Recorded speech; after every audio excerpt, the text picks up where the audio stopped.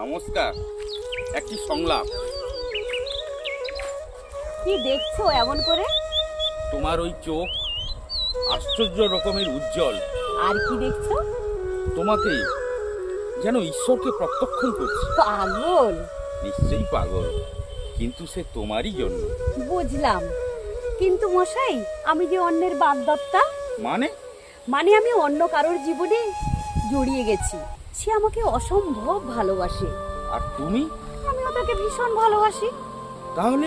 তাহলে আর কি, সেটাই আমার জীবন। আর আমি? কে তুমি? আমি যে অসম্ভব ভালোবাসি তোমায়। হয়তো সেটা সত্যি, তবুও সেটা অবাস্তব।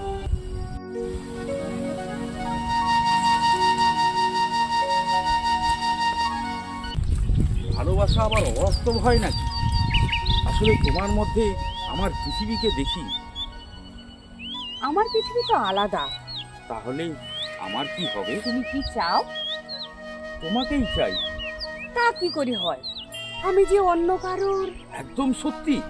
তোমায় মিথ্যে বলি কি করে? এত বছরের প্রেম। তবে যে সেদিন সেই ঝড়ের রাতে তুমি আমাকে অমন গভীর করে চুমু খেলে।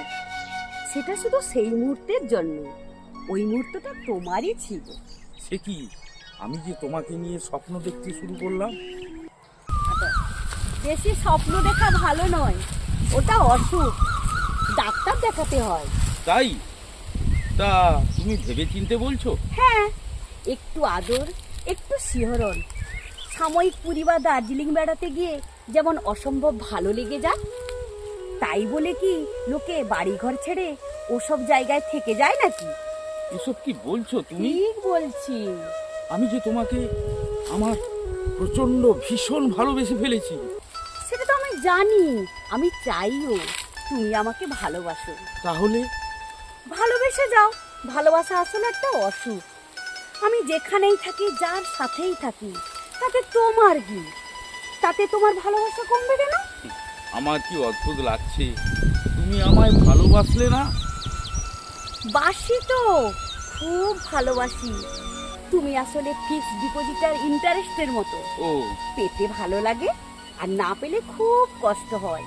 তবু অবহেলা করা যায় না, সেদিকটাই তো খেয়াল রাখতে হবে মশাই। ঠিক আছে, নমস্কার।